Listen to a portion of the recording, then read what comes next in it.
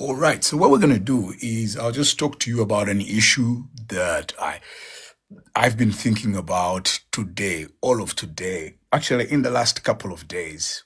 And I have written about it. If you want, you can just find it in my LinkedIn, um, on my LinkedIn platform or my LinkedIn handle. I I have basically written about it because I it's a subject that I think is so important that you people need to know about.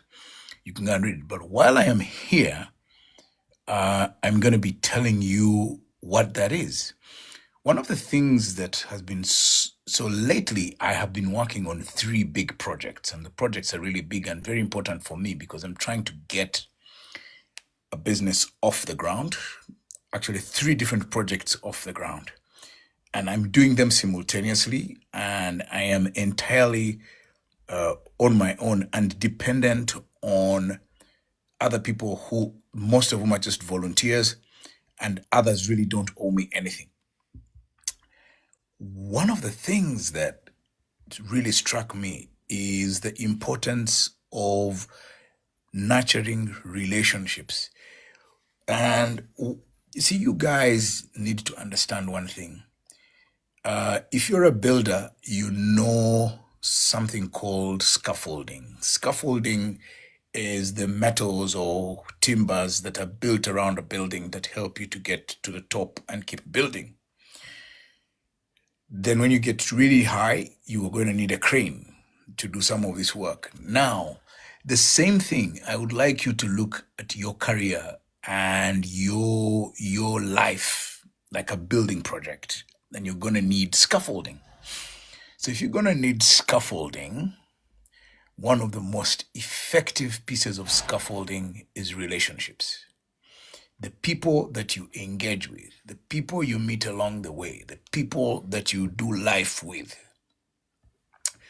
Now, how you relate or how you manage those relationships will determine whether you go up or you go down. It will determine whether people bring you down or they don't bring you or they help you to climb up. It will also determine how important the oh folks, just a second, just give me 1 second. So so so I guess the point that I'm trying to make is that once you understand the number of I mean, once you understand the importance of relationships, it helps you to see what you need to do and how best to leverage those relationships. What do I mean? I mean, sorry, I've done something that I need to correct here. So I need to remove one of these. What are they called? Oh my, what have I done? Ah, okay, it's gone. So the point I was making, and a point I've made in my write up, is that one of the most important life skills you need to acquire is the skill of relating to people. Now, what is the starting point? The starting point for me is you need to decide, why do you want to relate to either an individual, or why do you feel the need to be part of a particular community? Because either way,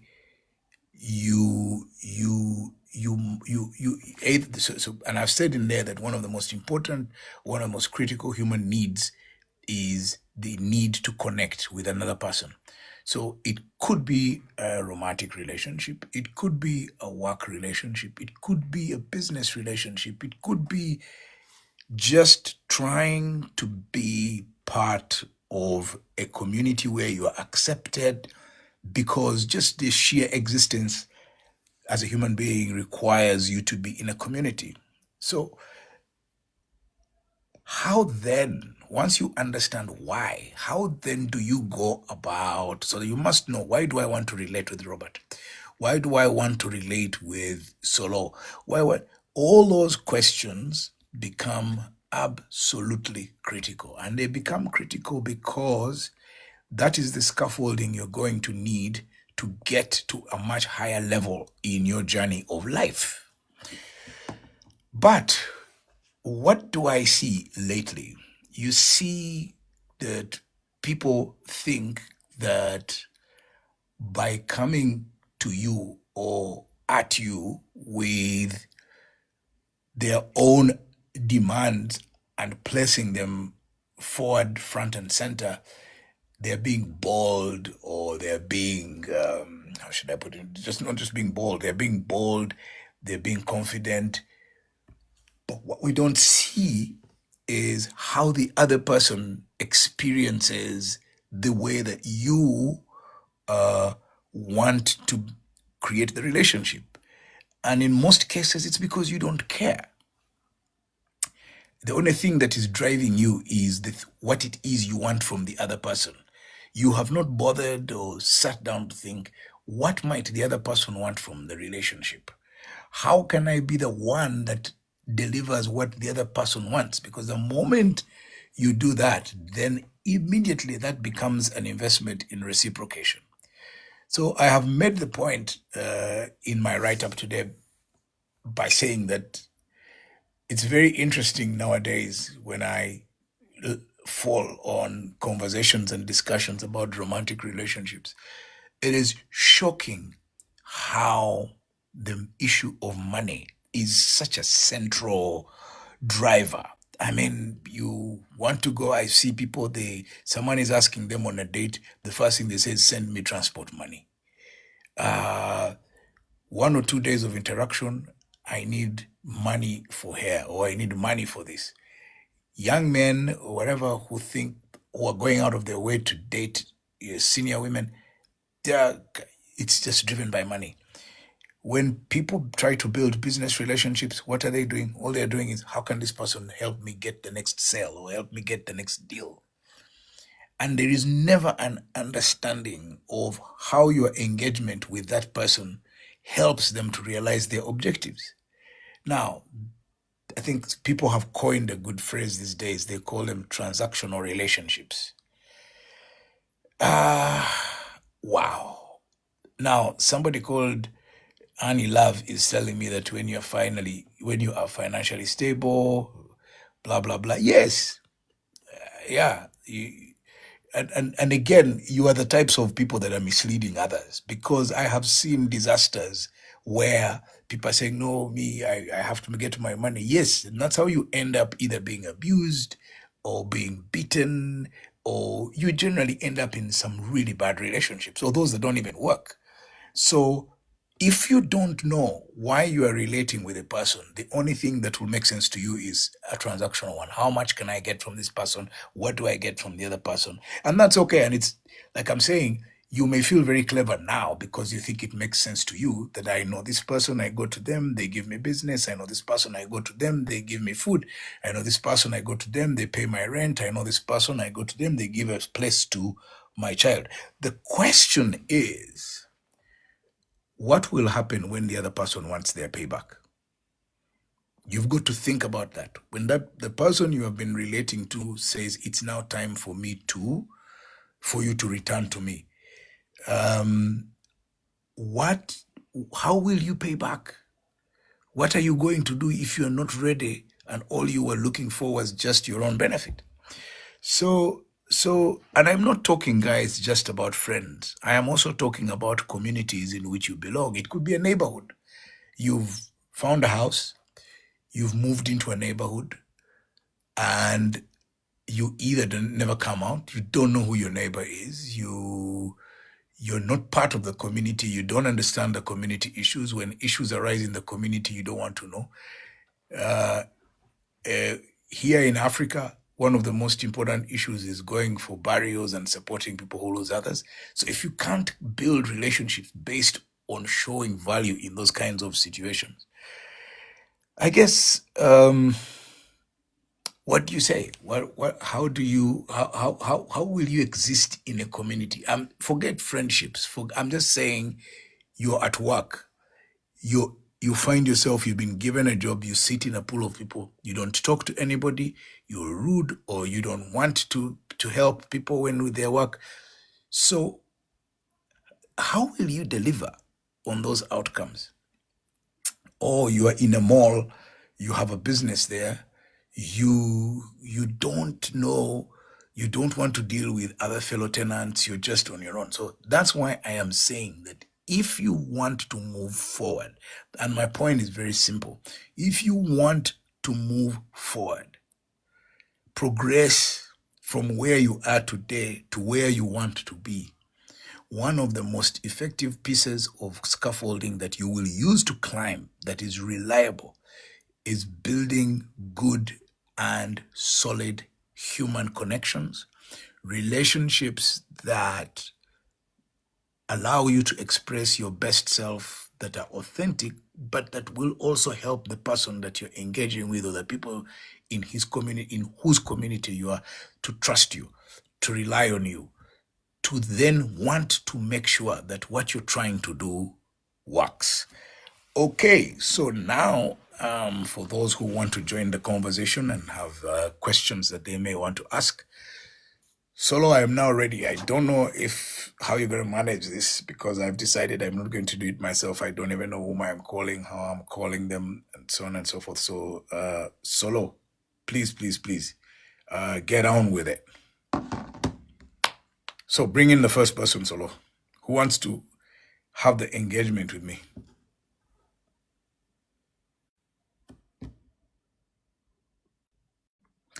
So Chris says to me, Robert, you're very right. Yes, I have been relating with people for over 50 years. So I sort of now know exactly, you know, and maybe,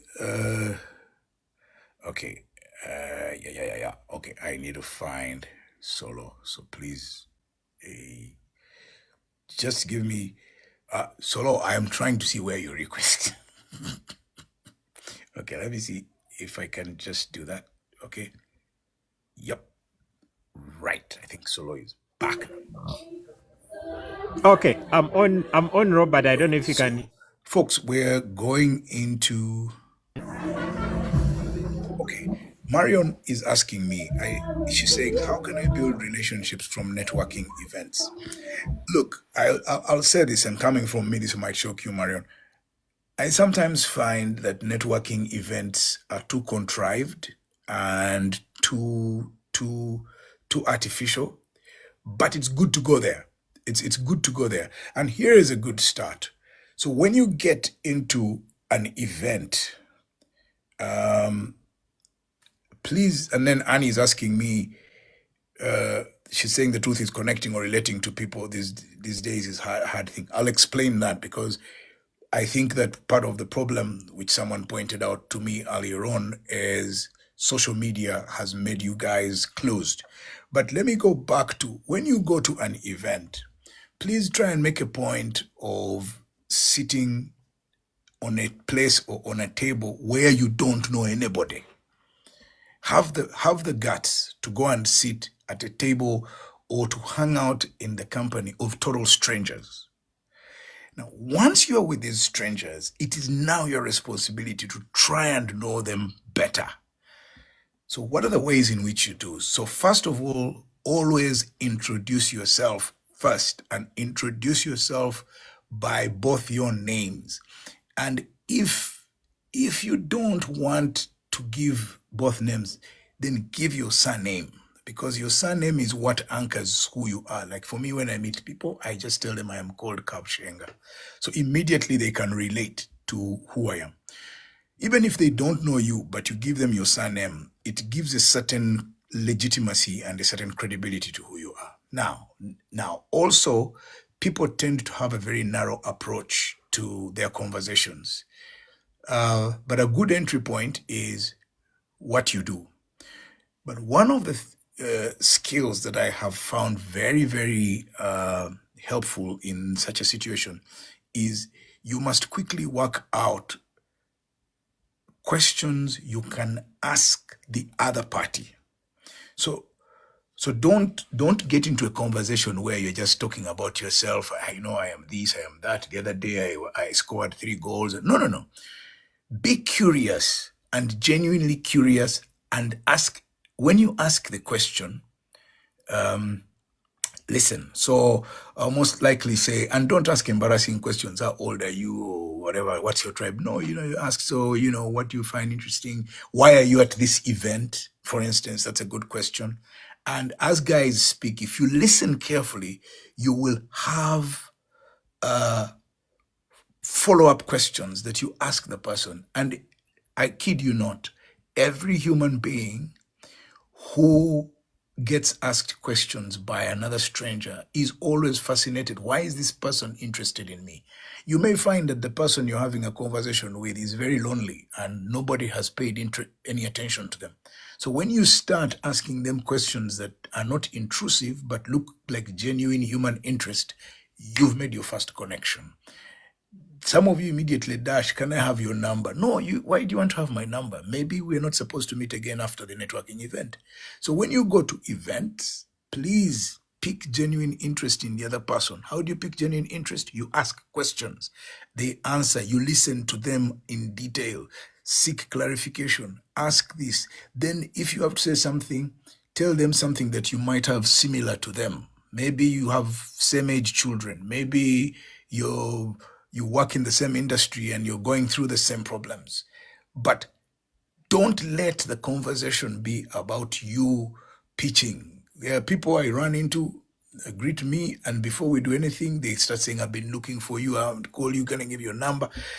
And I'm like, you don't know how my day has been. Does it matter to you that I may have had problems and I am struggling? Or for you, it doesn't matter, you finally found me, cornered me, now you immediately want me to solve your problem? How about, hey, Robert, how are things? I've found out about this about coffee, or I found this out about gray hair. So all I say to you guys is, if you are keen to do that, then also another thing which neatly takes me to Annie Love's question. Don't tell people, I mean, you say it's hard. Now, sometimes we make it difficult ourselves by the way we approach people. Not every connection or every relationship must translate into a friendship. No, it doesn't have to be. It's just human connection. I found you, we're sitting at the same table, or we're standing in the same bar, or we're at the same church. I just want to know you. So that we can have a conversation. Then maybe after this, I want to talk to you again. Or maybe you don't even understand the language I'm speaking. Or maybe the guy you're talking to is a complete foreigner, has just arrived in the country, is looking for the nearest running club. So I think that is the way I would approach connections. Now, so Annie Love, to your question, you said it's hard. Yes. Is it the only hard thing you have ever done? You've done many hard things. And I understand that for many of you, there is the fear of rejection. And especially if it is opposite sex, there is always a suspicion that the other party may not be interested in you. Well, the only way is to find out from the person. The only way to know whether the person is interested in you or not is to actually contact them. So you can't speculate about me and you look at me and you think, Kabushenga, he's so dark, he has gray hair, he must be intimidating. No, just come and ask me. You'll be very shocked how polite I am. Somebody remarked recently that the personality I have on social media and the one that they meet in person are like night and day, and I laughed. So, but remember, why are you trying to connect with a person? That's a bigger reason than the fear you have, and you've got to practice overcoming the fear. And so what if the person rejects you? I can tell you, I met a friend about maybe last month in the bank. No, somebody I knew, maybe not a friend, but somebody I have known for a very long time. I first met them a very long time ago. And I hadn't seen the person in a long time. So I walked up to this person who was in the banking hall and there are people sitting. And I put out my hand and said hello. And the guy looked at me and he said nothing. And he made it a point to show that, yes, he had seen me, and just refused to give me his hand and refused to say anything. So, of course, I looked sheepish and silly. or felt, not looked, I felt, and I walked away. Now, I could have felt so bad and quarreled and stopped greeting people. But believe it or not, within 20 minutes of leaving the bank, I had completely forgotten about the incident. But I've learned one lesson now. When I next meet the guy, I'll also just pass him and don't need to. My life doesn't depend on connecting with him, so I know the guy isn't interested in me. Good. So I don't know how you guys do this, but if you want to speak, you can do your interests. Solo is on. He will just pick you up, and you can then say to me whatever it is that you want to say to me.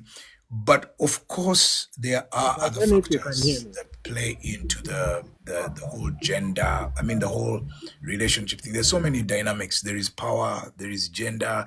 There is suspicion, and as I said, there is also the. I don't know. I just cannot understand how we got to the point where every connection must begin with either give me some money, give me capital, give me a job. Do no. Sometimes, and then some people I just politely listen. Robert, you know you have many connections. Get me a job. I say yes. I left. I am jobless myself. So how? If I knew how to get people jobs, I would have gotten one myself. So the point, I guess, that so taking on from here. So there is a first stage which is learning how to do this. The second stage of nurturing a relationship is please figure out. It's your responsibility to figure out the person with whom you're engaging. What are they interested in, and how can you be the person that solves their problem or brings value into their life? Because that's when people will see that the relationship is not a burden, but a. So I know that I will hang around with Patrick Trevor or Seguja Andrew. I'll hang out with you because you're a funny guy and you make me laugh. And when I'm not dealing with all sorts of huge problems, or if I am stressed, I come and see you, and you're the one that then I can relate to. That's it. You solve my problem. I'm happy. I meet you often. Maybe you don't have money. I buy you beer. That's how it works. But the thing that I must discourage you from is please, and I will be right either way. Please don't go into a relationship and the first thing you want is to immediately benefit from that guy. Guys are telling you lies that when you go, you must ask, you have to be aggressive. Sorry. Now, the other thing I make in the article is that it doesn't matter what you're going through at this point. Come with, bring your most pleasant self. Don't be rude or be unapproachable. No. Even if you're going through a difficult time, you can find a way to be pleasant to a person you're talking to so that you don't bring your problems to them. And then guys also talk about, oh, but it will be pretending or trying to fit in. No, no, no, no. It's that I want to see the best part of you. I might be your salvation. So if you come to me with your worst aspects, then then you're in big trouble. Then you won't convince me. So I thought I might say that. So I didn't catch the name, but somebody asked me to talk about business cards and events. So why are you coming with business cards? Who said everybody at that place is a potential client? First, find out about me. I may not want to ever get in touch with you again. So it can't be that when I ask you who you are, the first thing you do is give me a business card. I don't want to know where you work, what you do. I just want to know you. You. Who is Annie Love? Who is Matovu Ronald? Who is Mario 976?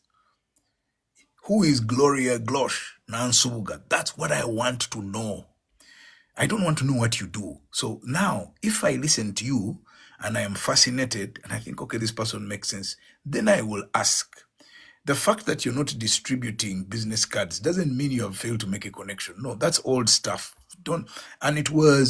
It's old because it was in the days when there were no other methods of me knowing you. Now, I can tell you now, I don't I don't have business cards. No, I don't bother. I don't bother. If you, the best that I can do is have a what do you call it, a QR code, if I really want you to get in touch with me. But if I want to be in touch with you, I will ask for your number. There are ways to save numbers. Stop dishing out business cards. It's not an advertising event, even if it was. I'll tell you the most annoying one. You go to a wedding, you're enjoying yourself, you're sitting at the table, you're having fun.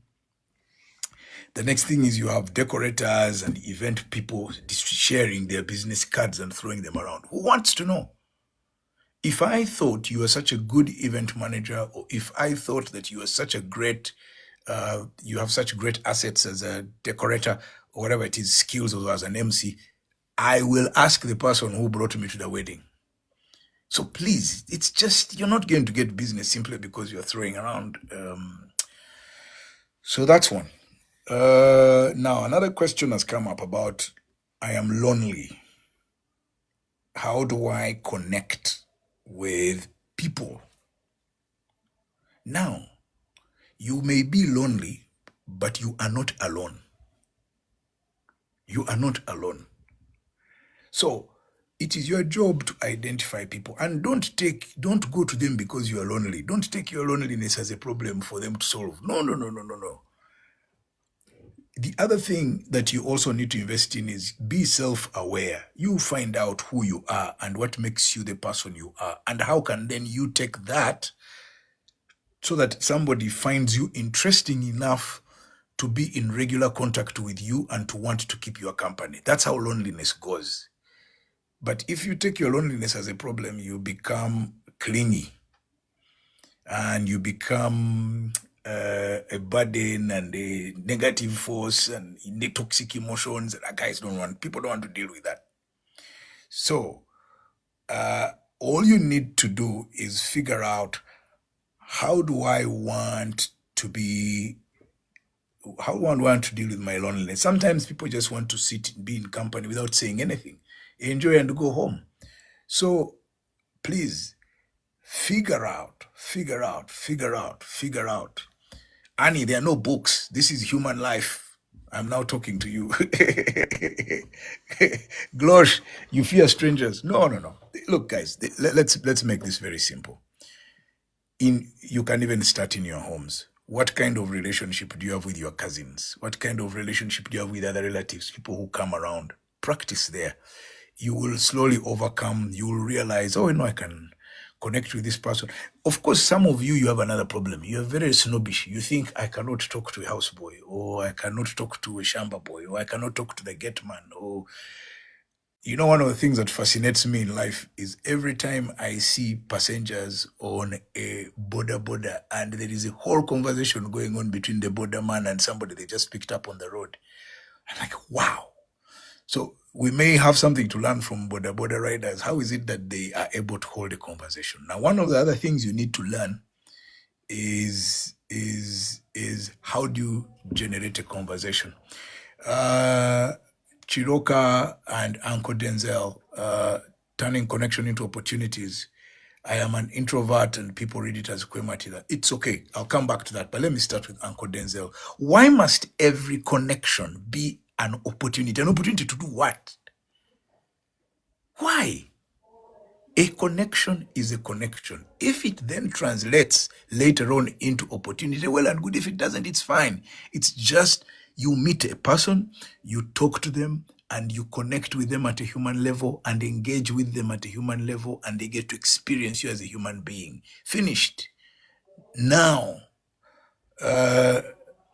whether it is an opportunity or not, it doesn't matter. And Tina has just answered the question for me nicely. It said, border people connect with you regardless. So yeah, can we learn from them? Can they teach us? How can we relate to people regardless of who they are? Because we've just found them. It's a blessing to meet another human being. So I think we need to learn from border guys. How is it that they are able to do that? So now introverts. Gloria, border guys know everything. No, they like to tell you stories. But back to introverts. I think introverts, you, I'll tell you, I have some introvert friends. And one of the things I've seen them thrive in is they thrive in one-on-ones, with each. So they may not try and stand out in a group by talking. They may also not, they may be shy, let's put it that way, and they may not be open easily. But they do well. So if you're an introvert, look out for someone who is not either a group which is not so loud, or someone who is on their own. And also, there are subjects that you as an introvert you should read about and be good with, so that when you are meeting another person, you are able to hold an intelligent or an informed or even just an articulate conversation about anything: flowers, gardening, border guys, as we are doing now.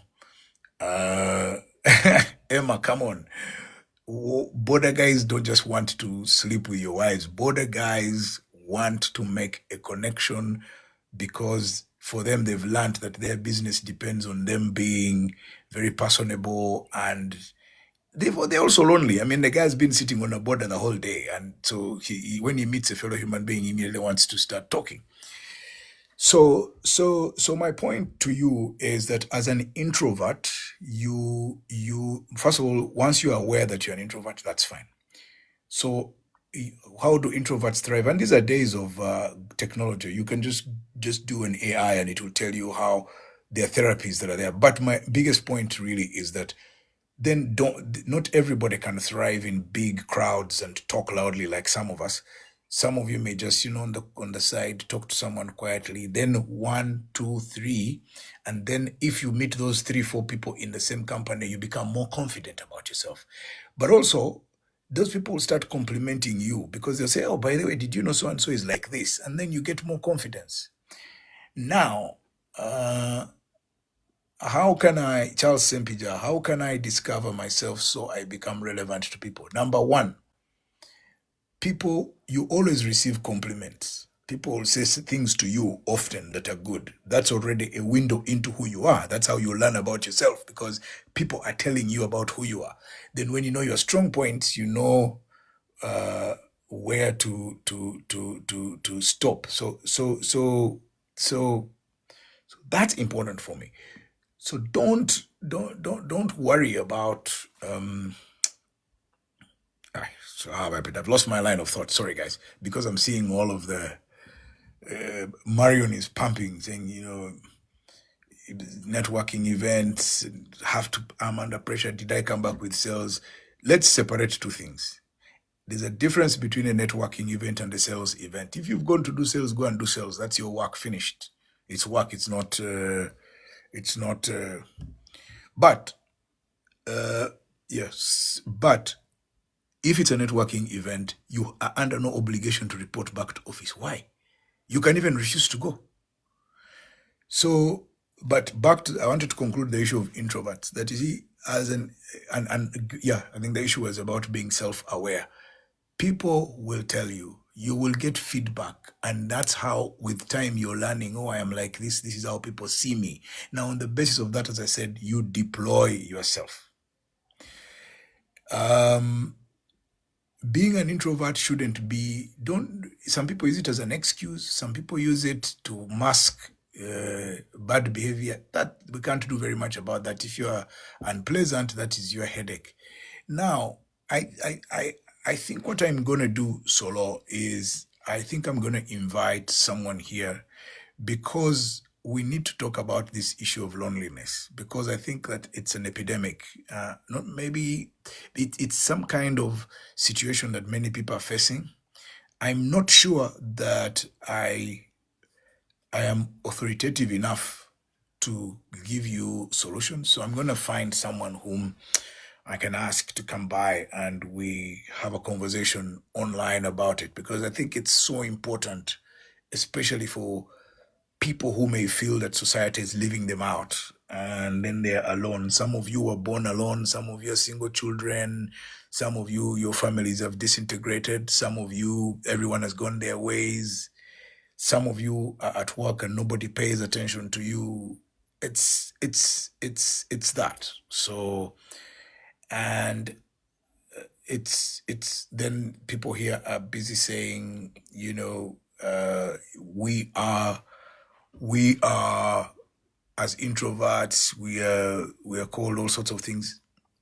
Don't worry. Don't worry. Words have never, I'm yet to find somebody who has been killed by words.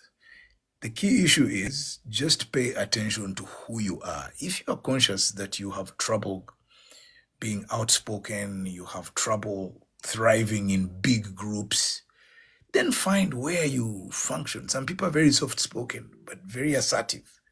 So, so, so, uh, and then somebody here whose name is not said, me, I started to feel lonely. The money work ended and I'm home alone. All my friends left. Yes, those were never your friends. If friends left you because you are now poor or you don't have cash, those were never friends. Those were acquaintances who are relating to you on the basis of your money. Now you need to find people who will relate to you on the basis of who you are. That's why I kept saying, if you front money and it is front and center, yes. So I discovered, or rather proved what I always knew, that once I left work, people stopped talking to me. Others stopped calling.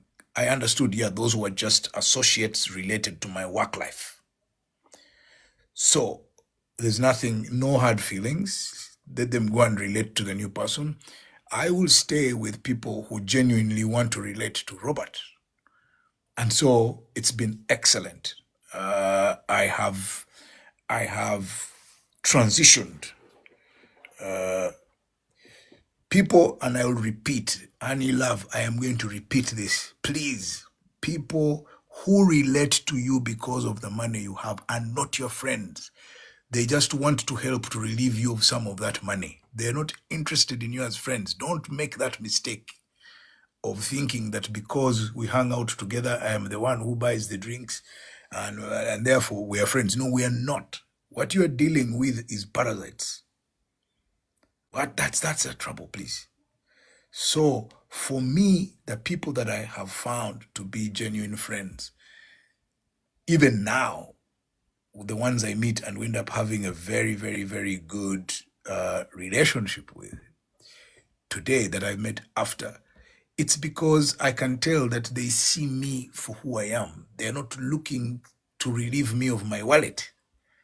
And anyway, now I don't have that kind of money anymore. So I couldn't be bothered. So anybody, guys, anybody who is relating to you, and you can do an experiment. You one day tell the people you think are your friends by saying, I don't have money anymore, I've run out. And once they go, you come back with your money. Now you know who is your friend and who is not. You now dump those who don't. And I have them. I'll never forget when the story came out and it became public that I had applied for executive director of KCCA. I started to receive phone calls from people I hadn't heard from in like 1.5 years. And then they became more regular. And then once this next story came out that I had been dropped out of that race, I've not heard from them up to today. But at least now I know that they're a waste of my time. And so I don't waste time on them. Okay, so I recommend it to you that, and by the way, it doesn't end. Even for us who are fairly senior, you still get through those things. But you can see selfish people from a mile away now. I can smell them even before they walk in. I know, this one is looking at me for nothing. So please understand those elements about the relationship. So once again, okay, when is the right time to exchange contacts when building a business relationship? So, good. First of all, meet the person. and it depends on the context. So if I come to your office and where our initial contact is on a business basis, that's fine. Immediately that's the basis of our relationship, and we'll engage. We're not friends, we're just business contacts and associates. But if we've met in a social setting, the first thing you need to do is find out what is it about this person where the chemistry, I think they call it chemistry. So where the chemistry works. Why am I getting along with this person well and not another? Once you know that, then it is up to you to decide, because then you ask the person what they do. After you've known who they are, you ask them what they do. And if they're not in your line of business, or they're not likely to help you, don't bother with business contacts and relationships. So that's that. So Jacqueline Mutimba, yes, I have seen your thing about Trump happening. There are many people in those circumstances, but I'll tell you exactly what I've just said to you.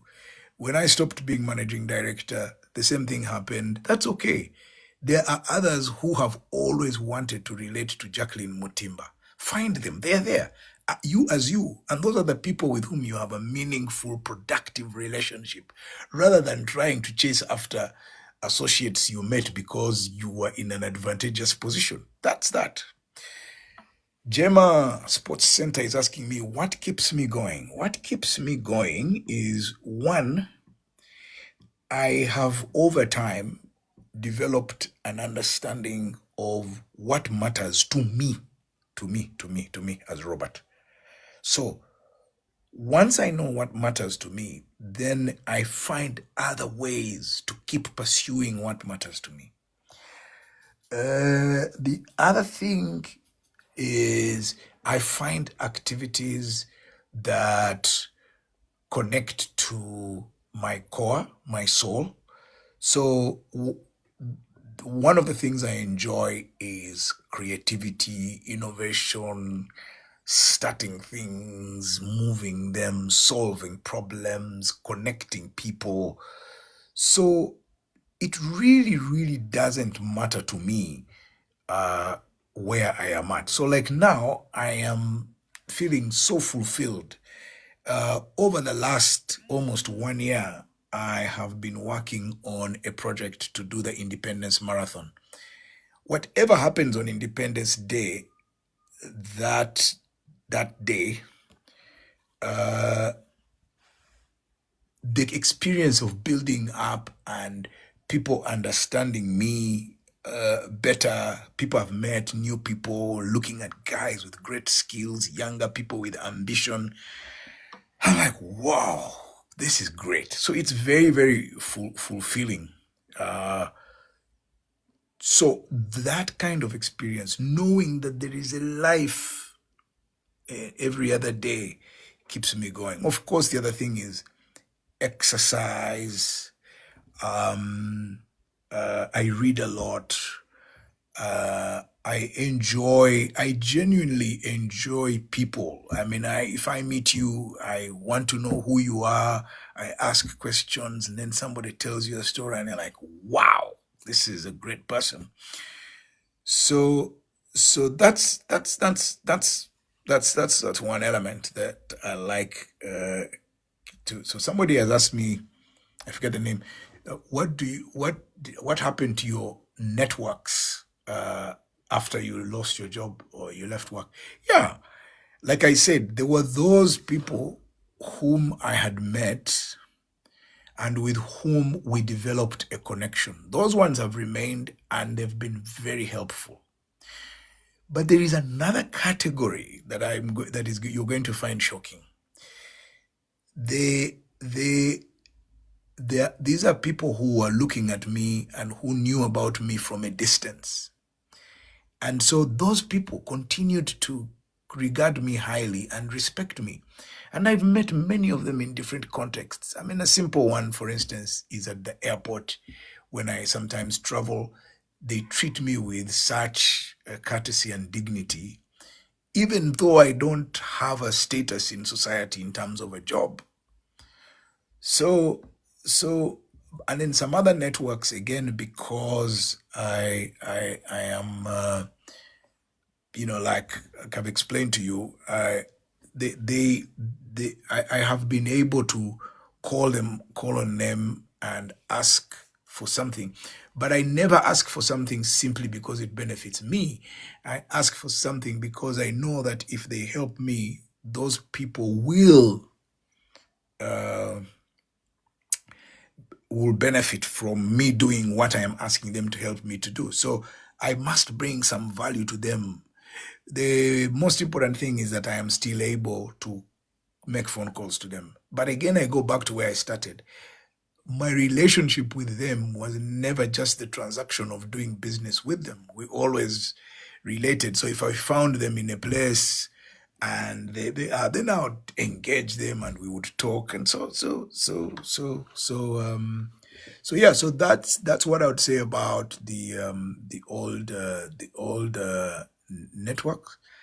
Um, Paula, yes, you see me on the hills running and you always say hi. Yeah, well, yes. I think the problem is you find me blazing at a high speed, so I don't have time for. I may not, but the next time we meet, please remind me, Paula, that you are the one, and then we can have a quick conversation, and maybe we can take a selfie and share it together. Um, Nancy, I'm so peaceful when lonely. My wallet is on the safe side. Yeah, you keep.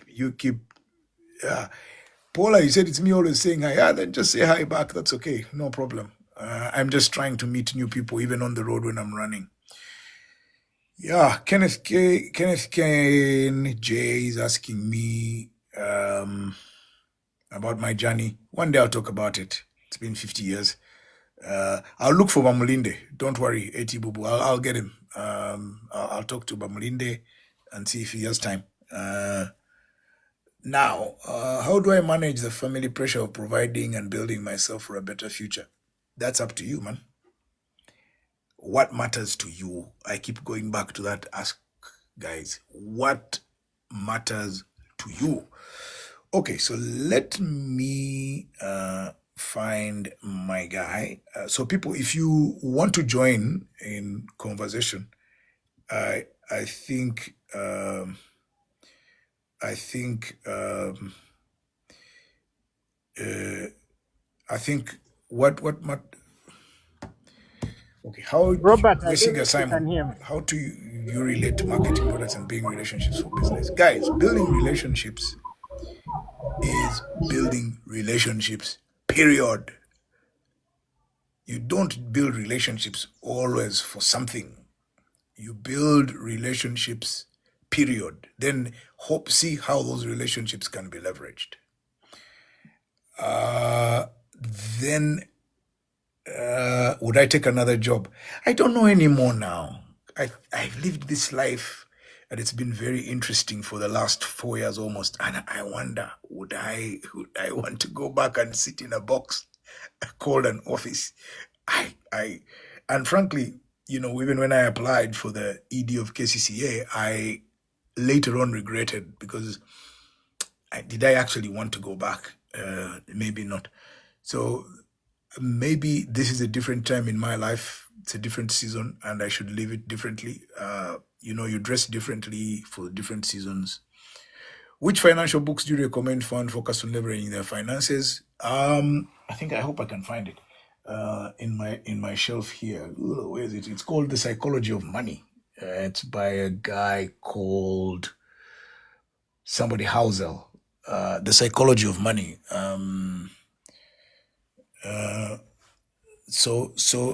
Yeah. Kenneth J. Yeah. Yeah. I mean, I'm happy doing what I'm doing. Data analyst. Yeah. You were surprised when I applied. Yes. Even me later on, I was surprised that I had applied. But in life, you'll do certain things, and then you'll think twice about them and you'll think, no, maybe I shouldn't have done that. Yeah, and that's one of them. I should never have bothered with it because my time, I guess, in that world has probably passed. So I should find other ways in which I may. So right now, as I said, I'm focused on building my coffee business. It is looking interesting. It is tough, but it's looking interesting. So I want to spend my energies doing that. I am engaging with you guys. Yeah, Lisa has given you the name. The guy's called Morgan Housel, and he's got a book called The Psychology of Money. Read it. It's probably the best book you could read. Working space. You. If you want to enter the workspace, enter. Do you recommend a 25-year-old to start coffee? No. Yes, after 3 years of unemployment and applying nothing coming through, I got done and ventured into business. Good for you. You see, I'm, like I am happy to do consultancies. I am happy to give advice. It's okay. What book could I recommend on strategy? Okay, read the books by who is this guy again? God, his name has flown out of my head, but I'll remember the guy's name. He's an American and he likes wearing fancy glasses. Do I have his book? Well, Simon Sinek is a good one, but actually, if you can find an article by Michael Porter, it's a very old article which was published in the Harvard Business Review in 1979. Michael Porter is very good about business strategy. You should read The Five Forces. You can actually go online and you'll find information on the five forces. Why is this guy's name out of my head? He's just written a new book called Strategy. Boo Boo, I am not going to be Lord Mayor. No, I'm not going to join politics to compete for public office. I think the Ugandan political structure has become so toxic and rotten that you can never do anything in that setup that serves the public and is meaningful. So let's come back to relationships. And by the way, guys, so for those of you who are asking about investment and business ideas, I am going to do a totally different conversation. So please be patient. Don't ask now. I will definitely do one where somebody is. Kiroka, I am not going into politics. I am telling you openly. I have nothing to do there. So it's I'm not going to. So let me find my guy because I want to see if I can engage in actual conversations with you. Let me see. Solo, where are you? Robert, I keep speaking, but I'm not sure you can hear me. So, okay. Oh, Let me God. figure out. There is something that I've done wrong. Solo, sorry. My volume was down. That's what I thought. I kept unmuting and speaking, but I figured your volume was down. Listen, Robert, maybe the people following the conversation can tap. Just at the bottom, there's an icon of two people, like a little icon of two people. That's what you tap to request to speak. So there's two people who have tapped. I can see from my side. So who Let taps? them in. Let them in. Okay. I don't know if it KJ, data analyst. Okay. Okay. Kenneth, you start. Okay, now. Okay. Apostle Uthadola has told you. The guy is Seth Godin. Yes, go on. So on strategy, Seth Godin is quite good as well, especially marketing and business sales. So Seth Godin is quite good. And if you don't have time to read, then at least listen to their podcasts. They do a really good job. Okay, Kenneth J. Do you have an actual name? Thank you so much, Mr. Robert, and the rest. My name is Kenneth Hafashman. I'm born from Kisolo, but residing in Kampala and running the business from Kampala. yeah, so I really like the fact that you really come out and say about your life. You've inspired most of us, and trust me, Mr. Robert, you don't know me. You don't. I don't think you can even recognize you've ever met me anywhere. But I've met you in several areas. Uh, I was working in Logogo at the Police Mall, and we happened to meet there. I was a cleaner somewhere in some shop, Oh, and really? yeah, and even your wife used to come. She was our customer, and she used to actually give me some tip because me, I was a cleaner, and Oh, I know where that is. exactly, You were very helpful, by the way. Very, very helpful. You were exactly. very helpful. Yeah. Yes. So she liked me, and I was just putting on my overall cleaning, and she would always give me the tip, and she Yes. motivated me. Even yourself, I got my motivation. I was like, it's okay, Robert, we cannot meet now, but maybe one time I'll meet him Yes. when I've taken a step. So from there, I just went to start my business in tourism, and then Oh, later wow. later through the tour company, we have started up an institute. That's KCI Really? Institute. Yeah. So you are one of the three people I've learned from in my entire life, and they don't know me. Mm. Yeah, so you've talked of a lot of things. Unfortunately, I joined in late. I was not around, but I found you balancing the relationship and friends who come in life, and we can't actually understand what they want in life. And I've seen this myself at my young age. You know, I'm just 30 years, but I've seen this happening in life many times.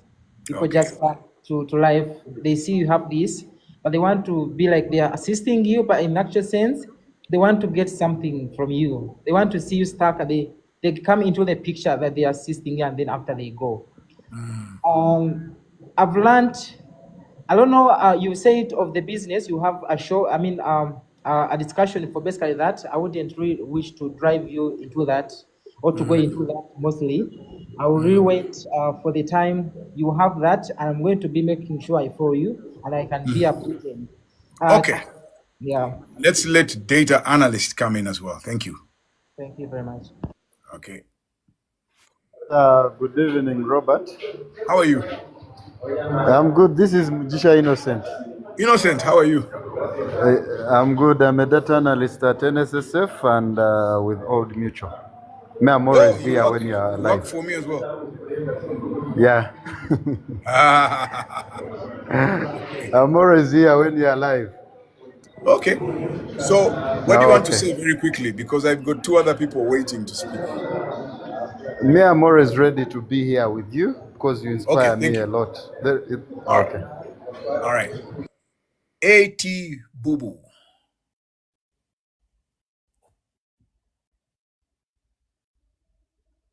AT Boo Boo. Okay. I think you're Ian Mubanjizi. You want to speak? Yes, Robert. Go ahead. It's actually really good to meet you. Thank you. My uncle has been sending me a lot of your videos. Very Oh, good inspirational. man. Tell him I am very happy that somebody's marketing me without me knowing. Well, yeah, so I just recently came back to Uganda. I grew up in South Africa, studied IT. But the Which question I would part? like to ask you, someone with your Which part of experience, is South that Africa? me growing up, it's been kind of a challenge to get my ideas, my vision going, because everyone's giving me advice, like, especially my uncle. He sends me your videos, like, Ian, you see, this is. Lower Boo Boo, mute your mic. Hello? or Wait, I'm trying to mute Boo Boo, but it's just not working. Okay, Ian, go ahead. Yes, yes. I've been getting a lot of advice on what I should do. You know, someone who's ambitious, who wants to get things done, they're telling me, no, take your time, slow down.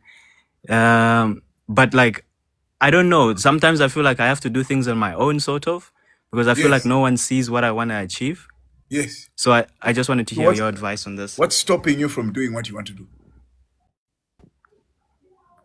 Do it. You don't You go on. Yes, Ian. Do what you have to do, man. It's challenging because What's the challenge? it's challenging. You know, like after finishing studies, right? You need to get some income. Yeah. But the thing is, when you're a person who is excited about doing big things and you don't have the capital to do it, it's very tough. But then also having to understand that you have to work for the next 10 years to actually achieve your goal. Your goal might actually escape you in those 10 years. You know, that's the risk for me, honestly. Waiting 10 years to get the capital to do what I want. Do it. I don't know, Ian. Maybe I've misunderstood you. What is stopping you from doing what you want to do? That's what I need to understand. It's sort of like you don't have what it takes to. Okay, look at it this way. I have to basically go into the trenches, Go. right? Go into the trenches because things are tough. There's no money. You have to go and grind it out on your own. Yes, go and grind I think it that's out. the challenge. Why are you fearing to grind out things, my friend? Go and grind it out. Go and get scars on your Then back. yeah. You have to pay the price for success. I'm told that I'm too ambitious. Who is telling you? What do they know? Unless you're asking for their money, which is a My different issue. family. Leave your No, family. no, no, no. I've actually been a person who just wants to. Are they living your Yeah. Are they living your life or what? I don't understand what. No, listen, Ian. Get on and do what you must do, because the pain of regret is worse than the pain of failure and defeat. You will regret seeing other people executing the dreams, the ideas you had, and living the dream you had, and you are saying, "I wish I had done this." You are a grown man, you have studied, you have finished, you have a skill. Go and do it. Even if you have to end up without a shirt on your back, at least there will be scars to show that you tried. Please, let's not waste time on what other people think. What has that got to do with anything? Yeah. Okay? Yeah. So I need to bring in people. So let me just bring in people. So you find a way of dropping off Ian, and when you go and do what you must do. Stop wasting time with other people. Hello. So, guys, whenever you come on, please mute your mic because it just makes our life difficult. Okay. All right. Let's see who is there now. Who wants to go? Kalijirwa, what are you saying? Hi, Robert. I'm happy to be here. I'll be Good. straight, and probably I'd love to share something for Ian. Okay, go ahead. Tell him. I was raised by a weird single dad, but very nice. He normally said Does he know you think he's weird? he actually died this year Oh, sorry. in Jan. Okay. Yeah, but he normally said, apart from being mchechezi, the rest you can do, and I would be here to bail you out, even if it's you being in prison. So I would really encourage Ian to actually go out there and do something like you just said. But also, I had a weird question to ask you. I know ask you're me, not no talking problem. about investment, but I wanted to ask you, how can you get out of debt as a young entrepreneur? Oh, okay. So first of all, go and find a financial advisor. And they're there, they're all over the social media. Financial advisor, stroke, accountant, even your bankers themselves, your relationship manager in the bank. And sit down and say, because the relationship manager in the bank wants you to pay back the money. They don't want you to be ruined. Now, ask them to help you work through your finances, because right now you are in a psychologically difficult position. You're panicking, you've got debt, you're worried, this might happen to me, I'll be ruined. Sit with them and say, help me, I would like to pay. These are my assets. This is what I want to do. Unless, of course, they are con artists who may want to relieve you of your assets. But otherwise, you should be in a position to sit with your financial advisor and say, how do we work through this? Then they'll give you a proposal. Then you go to the people you owe money and say, I am proposing to do this. Here is a piece of advice I would like to give all of you, as young guys especially. There are two relationships you must engage with and manage, and never ignore them, and always take their phone calls. The relationship with your banker and the relationship with the taxman. Never ever ignore that relationship, ever. So my advice to you, Kalijirwa, is you go ask your bank relationship manager, say, we are here now. I have this. How can I help you to repay? If that is too close, then get a financial advisor. They're there. They'll help you. Is that okay? Thank you very much. Okay. So you drop I off. had another question. It has Sorry, nothing to do ask. with business. No, ask. No problem. That's why I'm here. I'm Uh, going live. since we're talking about relationships, how do you maintain relationships as a young person who is also doing business? And this has something to do with black tax. It has something to do with your friends seeing you either more successful or more momentous, or it has something to do with probably romantic relationships as well. How do you navigate all those while you're building your career as well? If your career, and this is important, if your career and your money are very important to you, protect them. People will find a way in life. Don't worry about them not liking you anymore or anything. It's okay. It's fine. So don't sacrifice the things that are important to you just to please other people. If they say that Kalijirwa is a bad person because you have not contributed to a party, it's okay. Let them not invite you for the party. The only thing I always insist on where you can give contribution is when people are in distress, usually illness or death. There, you're human. You participate in helping. But these others that because you know you're successful, what? Okay, fine. That's you. Focus on your work. Focus on your career. Then relate to people at the level of them as individuals. Because why, Kalijiro? Why would you relate to me on the basis of money? For what? You are relating to me now because I am here. I am here. Now, why are you introducing money? Don't introduce money, please. Okay? Don't, you guys. You will go bankrupt. Please. Have you understood? Miles, wait. I'm finishing with Kalijirwa. You wait. Okay? Kalijirwa, Okay. are you still there? Okay, fair enough. So, Miles, what are you saying? Miles? Thank you so much. I think I'm the one of the best people to interact with you, Robert.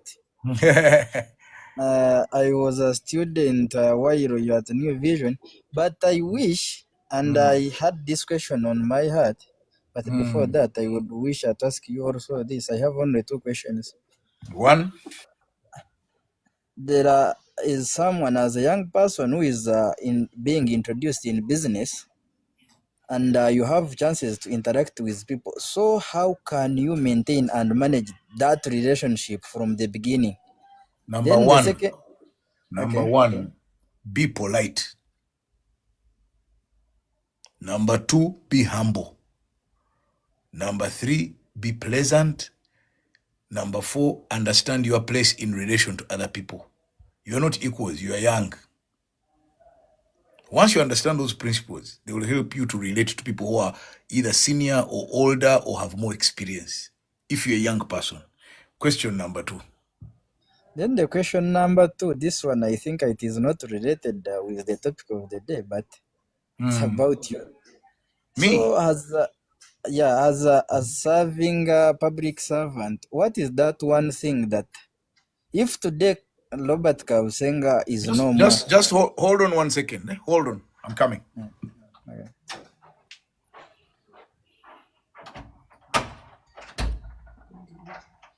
Right, patient. After at 6 o'clock. How much? What are you ordering? That's all the cash I have. Unless you want the card. Okay. Let me think of what I want from cafeteria and then.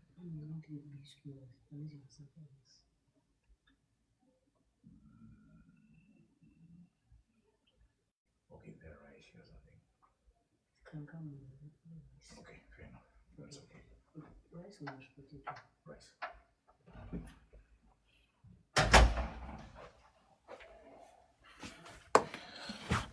Sorry guys, my daughter needed to talk to me and she's important, so I had to sort that out. Okay, sorry. So Miles, you're asking me what, as a public servant? Yeah, what is that one thing that if they say today Robert Kabushenga is no more, Yes. people, not media, the stories that media will create and edit, I mean the individual people that will say that Robert, at least he has this legacy to remember. That I did the work that I was supposed to do. If people walk away feeling that I did the work that I was supposed to do and I did it well, that's all that matters to me. Okay, Mr. Robert, you know you are now like a public resource. So, for example, as us younger juniors in journalism and public relations, we would wish to meet with you and we intellect that. But I am here. You see this, you guys also, let's agree on one thing.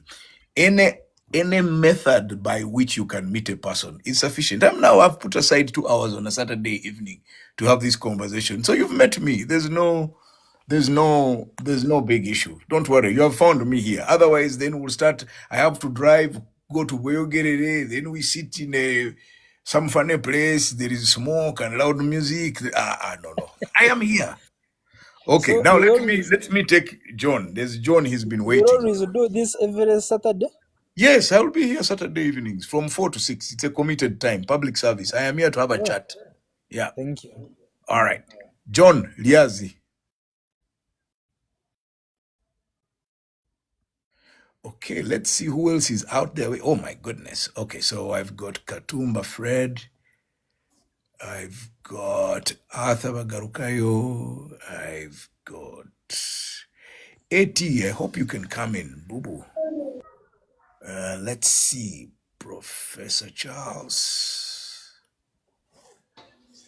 Samula Hassan. Guys, when you come in, please keep your mic muted until we call you, eh?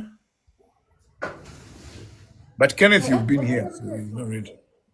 Okay, good. So let me start with AT, Boo Boo. You were here earlier on. So AT.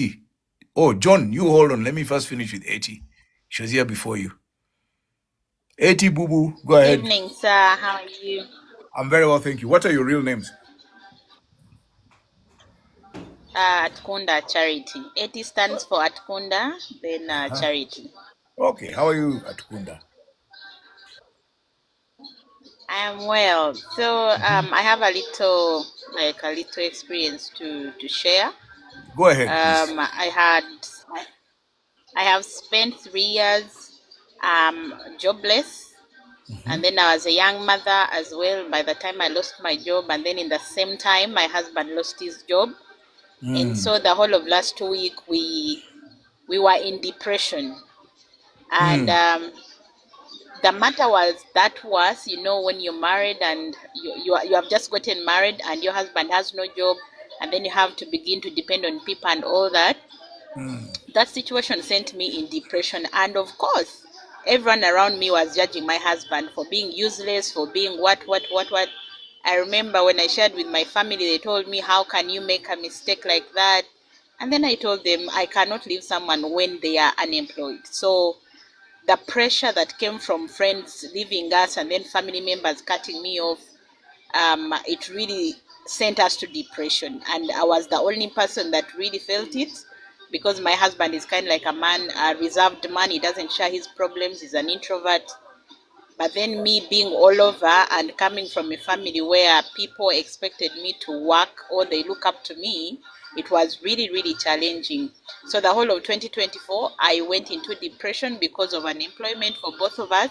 And then we had 2 children and we are also young as well. And so figuring out life without a job was very, very hard. I remember I paid for all these therapies. They were so expensive. I started depending on my brother, who you know. And then one time he called me and said, Charity, you are going to choose yourself or marriage. Meaning that he was telling me, if that man can no longer feed you, if that man can no longer fit your bills, you're going to be out of that marriage. I remember he sent me money to shift to another house and leave the man. But as the Christian in me believe that we do not judge these men because they have lost their jobs or because they can no longer provide. What does the Bible say? The Bible says that we are the helpers of the men. However, regardless, anyone can wake up in the morning and they have nothing to do at all. You can have a business, but you wake up in the morning and that business is all gone and you have to begin from zero. So I had to go back on the drawing board and pray to God, and I prayed, I fasted all the time. I called my husband, I said, we cannot be 30 years old and we have nothing to show whatsoever. The pressure is too much and I don't want to leave because I believe in marriage. So I told him we can fast together and see what God can say. And by the time our fasting period, which was 1 month, ended, there's somewhere I went in Kamoch around there, and I had gone for a sales job, and then they told me I was overqualified for the job.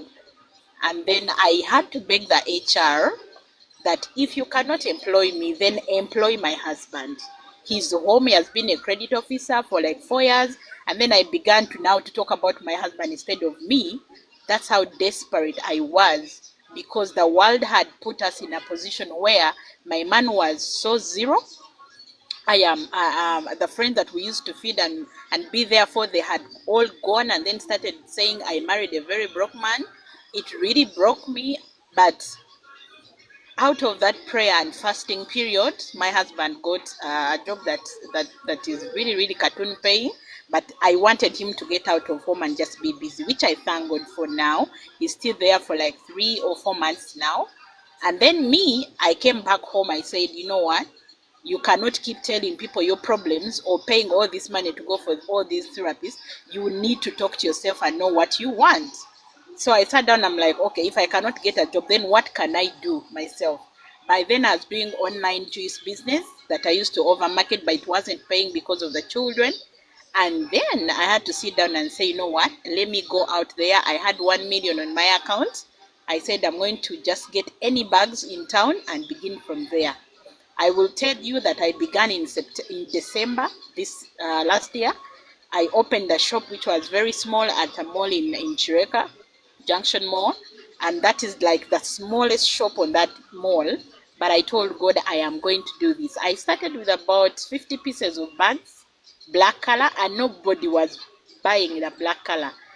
But it's been now 8 months, Kabushenga, and I must tell you, God is good and He really listens when we pray, without judging anybody, without running to different solutions. I have seen God work. So far, my shop is still there. That is like now my main job, selling travel bags and school bags and laptop bags. But I will tell you that when you started sharing your story, by then I was watching you with Hillary on X and all that. You were so inspiring. You may have been on a higher level of employment, not compared to us, who was a relationship officer in Cairo Bank. Your level must have been high, but when you look at the challenges that you faced when you lost your job, is the same challenges, or are the same challenges that even us on the lower level, we face the same things. The family will break, the friends will leave, all these things will crush you. You'll go in depression, anxiety, and all this. But I tell you, if you have a relationship with God, if you have a personal relationship with God, nothing will break you, not even your own family telling you that man is useless. I will tell you that I no longer see my husband as useless. So I'm However gonna much is even just, yeah. That's it. No, I wanted to share my little story so that people who are but here you that see, have almost giving up, please stay. what I want to tell you is that Yes, sir. you are much stronger than you realize. And yes, you have faith. Yes, you have belief. But from a human standpoint, what carried you through was the strength and the determination to go through what you went through. Yes, sir. And a lot of, especially guys, you who are on the group and posting cynical comments and sort of making fun, you have not faced trial and you have not been tested to the point where you as a human being can withstand. So, Charity, I am the listening, I am in great admiration of just first of all your dedication, your faith, and your strength and your belief. And we all get into the valley. There is no person in the world who will never get into a valley. What's important is that you have found a way of climbing out. And you know, even if your husband's job is not paying a lot of money, it is paying. And that's where the blessings begin, and you build on that and you start to grow. I mean, my turnover or my income from my farming activities and all the other things I do will not equal the salary I used to get, but it's better than nothing. So for that, I am truly grateful. I can buy fuel, I can eat food, I can pay my bills. It's perfectly fine. I think the biggest lesson you need to now focus on is what is enough. So take your blessing, the one of the bags business, be grateful for it and build it. Support your husband and stay away from all those people who didn't want anything to do with you because you had no cash. Eventually, their time in the valley will come. And when it does, they'll be looking for you to ask you how it came through. And you should be gracious. Thank you, sir. Thank you very much. Okay, John Liazi.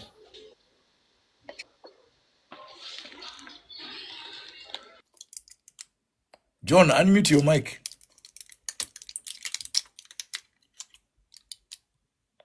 John, are you still there? Okay, Arthur Bagarukayo. Thank you, Rob. Uh-huh. I was happy to come here and join you. Well, you're welcome. I have a sort of different story. Mm-hmm. I went to business at the age of 29, and everybody thought I was mad resigning my job. I was working at Hima Cement, and they didn't understand why I had done so. But I met my former HR manager at that time, and he told me he had just retired from the company. He had been given a big package. Everybody admired him for it, and the package disappeared in his hands within 2 years. Wow.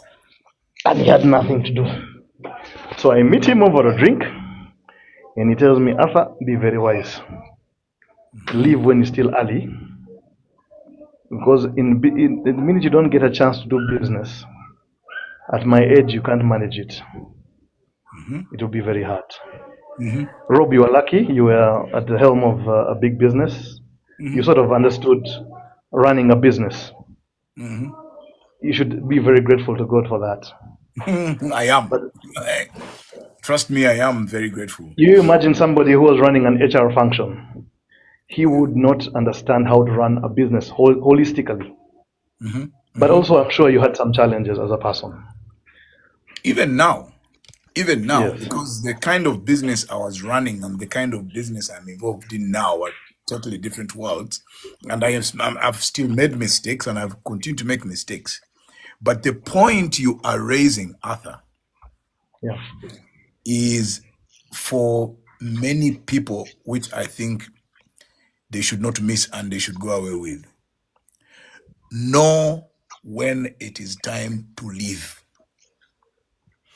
And what's very interesting is, like, I suspect in your case, and I'll ask you to talk about it, What Yeah. were the signs? What is it that prompted you to say, no, I need to go now?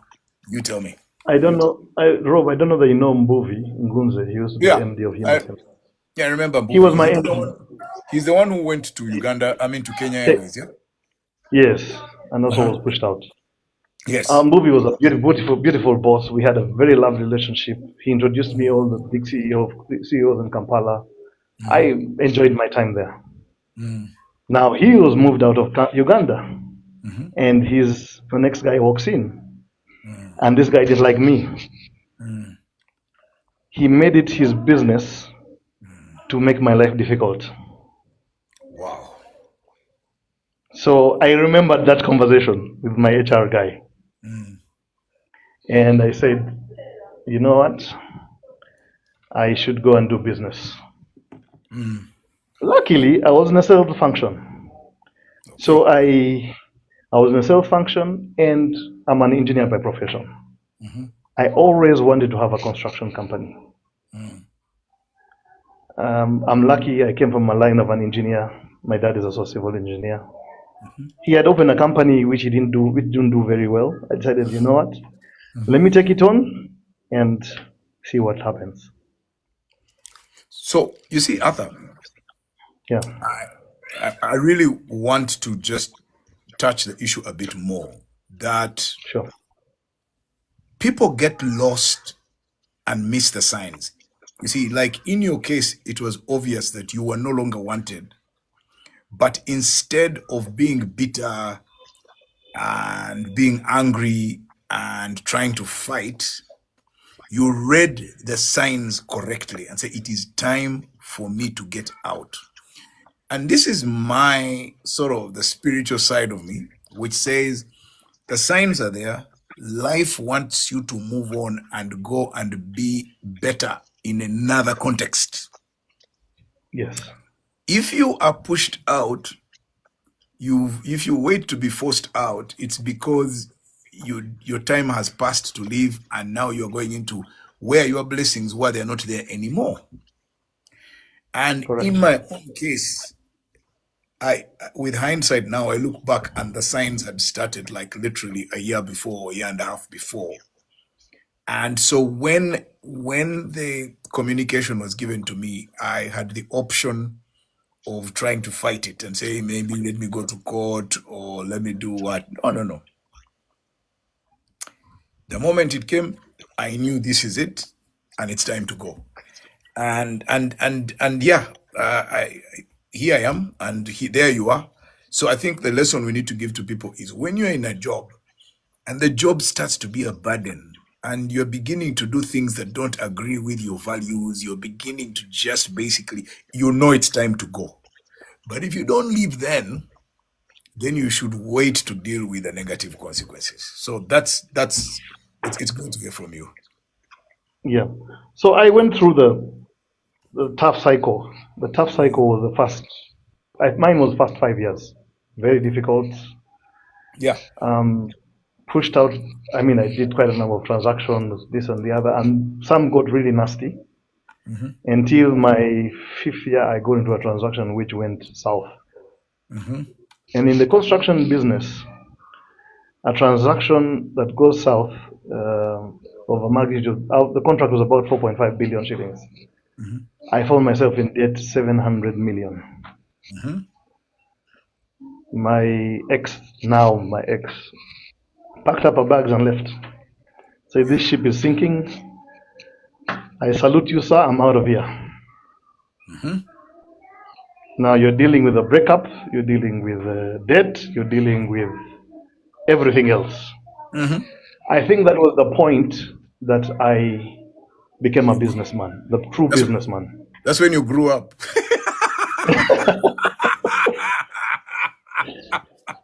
Go on, Arthur. So I picked up from there. What happened? I sold off a property I owned and went and met all the people I owed money. They had all filed cases in commercial court. Sat them down. Business owners, I stopped talking to the lawyers. I went to the business owners. Each one of them, within a week, I had no case and we had an agreement. Wow. I still will deal with them today. and you're doing well. Fast forward, Uh-huh. 10 years later, This is a I good if I story. compute I'm loving if I this. compute if I compute my worth, I'm probably about 7 billion shillings worth. Is that the car I see on your icon? No, unfortunately not. But And I have what I wanted to do, yeah. Go ahead, Arthur. Please finish. what I want to do is to make. You see, the biggest problem with our education system, it has taught us to depend on a job. Yeah. Many people in Uganda are very brilliant and could run very successful businesses. I'm sorry to say this, but Rob, you got into the business at the tail end of it, at the older age. Not that you should give up, but this is you're less it's harder for you to manage mistakes. Yeah, true. Even my It's window not of that I don't get. recovery. Yeah, I don't. I also get into mistakes, but I recover. So your window of recovery is harder, and you probably beat yourself harder and struggle to get back. I was lucky. I did it at 29. Yeah. I went through at that time. Everybody thought I was mad. I was running south. I was going south. Everything was bad. Everything looked terrible. The whole world was falling apart. Today it's different. Exactly. We still have the dry spells. Construction business right now is tough, but I have a good story that I can do. I've done substations. I have done. Rob would know. Stanbic in Tinda was one of my projects. Yeah. I have done quite a number of projects. Yeah. But what I want to encourage people is to, when I had 80 story, all I could say is akugoba yakulage kubo. Exactly. The So tough 3, 4, 5 years are very important because you can manage them at that age. yeah. You would not like to have those tough 5 years when you're 60 or 70. Thankfully, I'm still on this side. But the window is small, but Yeah. also the difference is that you sort of you learn quicker at this point because you can see immediately and I am flying off a cliff. But you also are a bit more cautious. You say, how far can I go on a limb?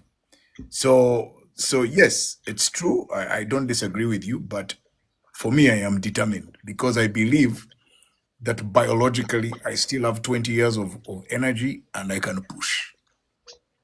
And To so encourage you, my chairman of my company is my father, who is 93. There you go. And he's pushing. and he's still lucid, isn't he? Yes, he is. So I'm not gonna give up, man. I am. But let's compare notes when I am 93 and my coffee business is No, you have come out of the jungle now. You can even advise. Yeah. I took time. Let me tell you what I have done. I would like to say this. What I have done, I have studied every prominent businessman in Africa. I've tried to understand their story, how they moved from one point to the other. I have studied Dangote. I have studied every sensible businessman in Uganda, in Africa. And the lessons I have got are enormous. Yes. And let me tell you, I already see people living in this country. This country is wealthy. Very. Very. Wealthy, and the opportunities are many. Okay. So I don't want to take all the time. Okay. But that was a great. Oh man, that's a wonderful story. Let me talk to Winnie, the traveler. Hello, Senior. How are you? I'm well. Well done. Thank you. What are your full names? My name is Nasuna Winfred. Okay, so what are you going to tell us? Actually, I was still listening to the point that you raised, that when do you realize that really this is the time for me to go? I've not been so much into the field. It's like 5 years, but luckily enough, I happened to, after my first degree, I happened to manage a 3-star hotel somewhere, and I was really doing good. And my boss reached an extent of reaching a place and is like, I feel there is some magic here because of this manager. And then this one day he comes up and is like, but Winfred, things are not good. Outside, he tells people there is magic here. And to me, he always tells me, Winfred, things, you're not doing enough. You're not doing enough. And I felt like I've really, really changed coming into a place that couldn't earn like 7 million a day, and then coming into a place and make that place earn more than 14 million in 2 weeks. I mean, in 2 days. And then everyone appreciated the work, but to him, he always told me that, Winfred, you're not doing enough. I don't see anything that you're doing. And then inside me, I really felt like, Winnie, I feel if you put this craftsmanship of yours into your own business, I feel you can do better. If you put all this kind of knowledge that you're putting in here into your business, you can really do something bigger. And then when I felt like my work, my craftsmanship wasn't appreciated enough, that's when I feel like it's time to go. And my going, I don't regret it. When I went outside, the world was a bit tough going back into the job market. And what I did was to start up my own travel company. And good enough, it's 2 years now, but it's one of the fastest growing travel companies in Uganda. Tours and travel, doing safaris. Well done. So thank you. Let me listen to Katumba. Yes, thank you so much. Katumba. Okay, sorry, I was trying to unmute. Okay. I'm new to this thing. I don't know how So to am I. That makes two of us. Go on. Yeah.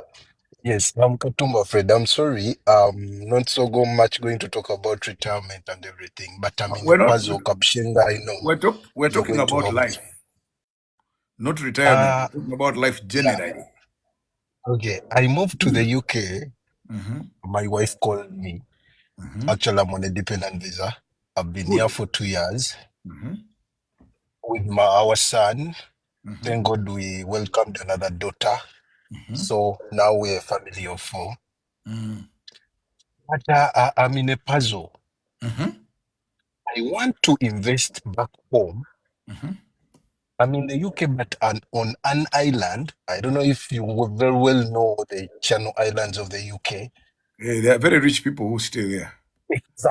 Exactly. Now I know you know what I'm talking about. Now, Yes. housing here is very complicated. Yes. You're in a place, but the landlord just decides they are going to sell the place. Yes. And then you're going to be looking for another house. And getting houses to rent here is very, very expensive compared to the mainland. And the visa we are on is supposed to be here. We are supposed to be here on this island. Mm-hmm. I have a plot of land I bought because I've been here for 2 years. Mm-hmm. I wanted to buy another plot of land so that I can start constructing rentals and everything. But now I'm in a fix. Mortgage, everyone tells mortgage is not okay. Mortgage is not okay. Houses here are expensive. Mm-hmm. A 3-bedroom house here is around 300 to actually it is 500,000 of pounds to get a 3-bedroom apartment or house here. Mm. So I'm confused. Should I invest home or should I actually I had saved some money? I was planning to buy some land in Uganda when I probably come back this year or next year. Should I not buy land in my country and start saving for So I'm just mortgage here? gonna tell you this. Yeah.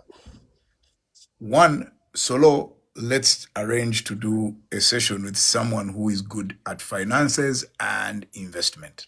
So I'm not going to answer your question because I'm going to bring someone to do that. Okay. Yeah. Okay. All right. I'm waiting. Okay, it's gonna come.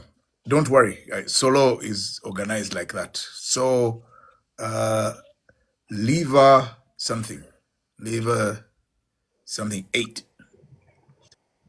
Oh yes, Mr. Robert. Good evening, sir. How are you? What's your name? My name Livingston Baliegsawa. Yes. Okay. Okay, me. I'll just talk about the relationship issue. What do you want to say? Like at first, I sent a comment, and it was how do I manage my family pressure and trying to build my future. Okay, It's before very simple. I go there, It's very simple. yes. Just build your future. Build your future. Forget about Okay, your there's family. something I want to share into that. Something I want to share into that. Like I've tried to invest something. Like I bought a plot of land in Kachiri and Mukono. Then I have some 2 acres of land in my village in Usoga. So in those 2 acres, I put some Kalituns.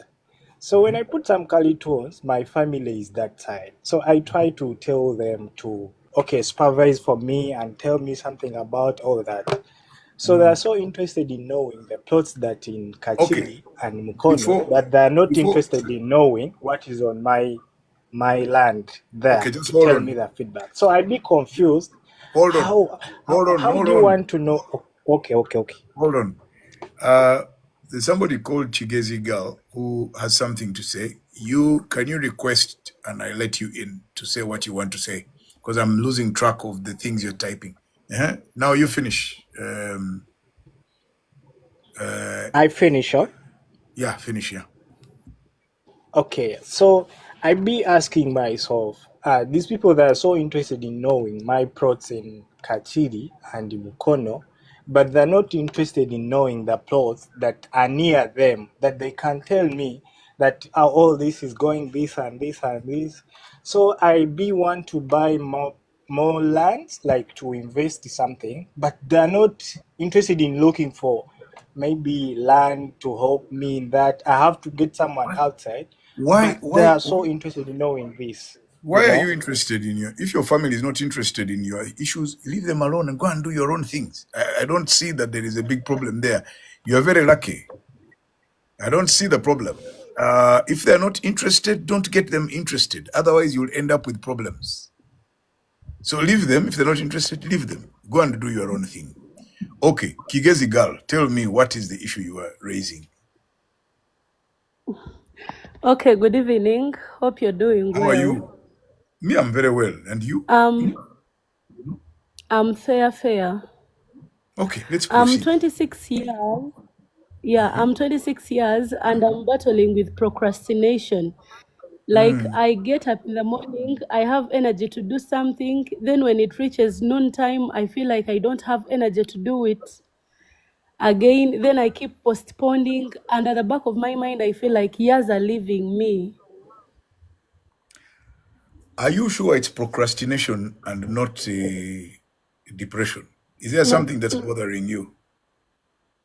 Are you feeling Yeah, inadequate? Look, yeah, not enough of myself. Yeah. yeah, I think you need. I don't know if you can do this, and please try and push yourself. If you can, go and see a somebody who can support you psychologically, because it might be a slightly more serious problem than procrastination. Procrastination is also sometimes a symptom of something deeper. You don't have motivation to do Okay. things. Is that the case? Yeah, If you that's the don't have case. if you don't have motivation, you're feeling there is no purpose, you need professional advice and professional support from a psychologist. And I don't know if you follow me.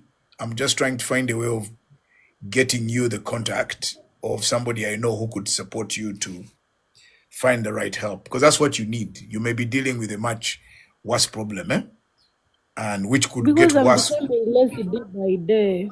Sorry? And time is going. I'm becoming lazy day by day, and I No, feel time is going. you're not lazy. You're not lazy. And you just have a challenge where you need to be helped to go through with it. And there is help.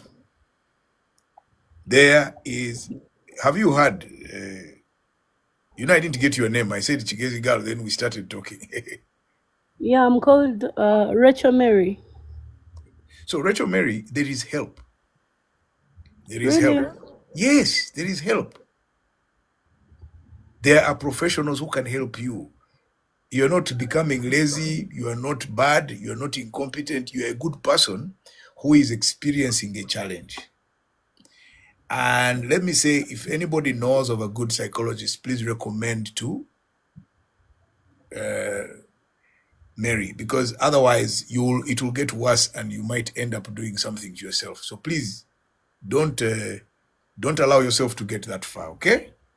Exactly, because sometimes I even get suicidal thoughts. I feel like my age mates are doing better, and Okay.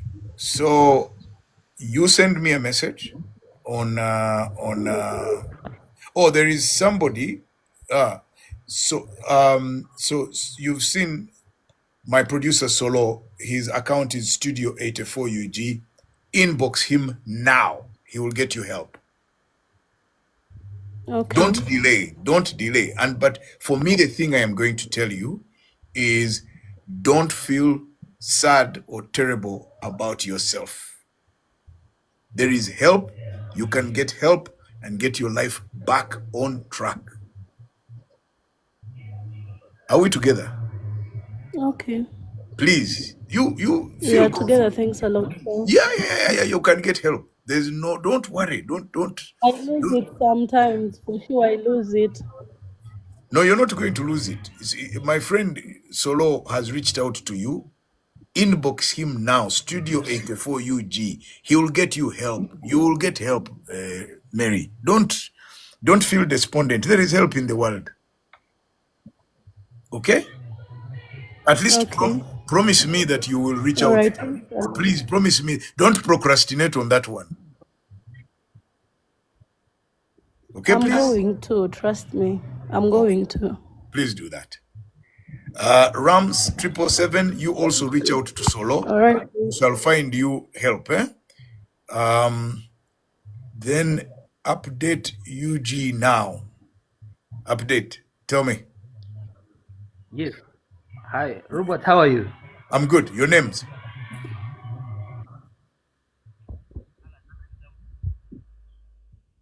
What are your names? I can't hear you. Alan. Alan who? You can hear me now? Yes. Gumizamu. You Yes, can hear me Alan. now? Yes. Yes. I think I left in a newsroom, New Vision, a few years back. And I'm still pushing media. So I wanted to know, do you think the landscape of media in Uganda can still hold newspapers? Because I really want to one time to do this. No. The age of newspapers is over. Finished. Yeah. Lema. Why you say so? It's over. It's finished. Don't waste your time. Yeah. Lema, you wanted to say something. Where are you? You're manager of PF Hospital, something like that, and you have an issue.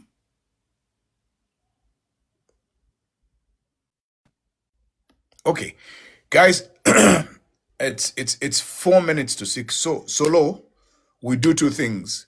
One, we will have a session. I'm going to find my friend,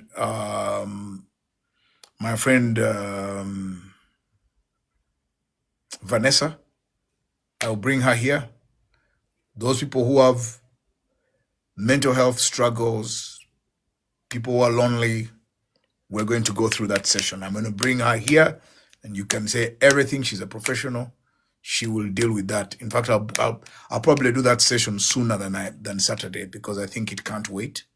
Then the investment one we can do on Saturday.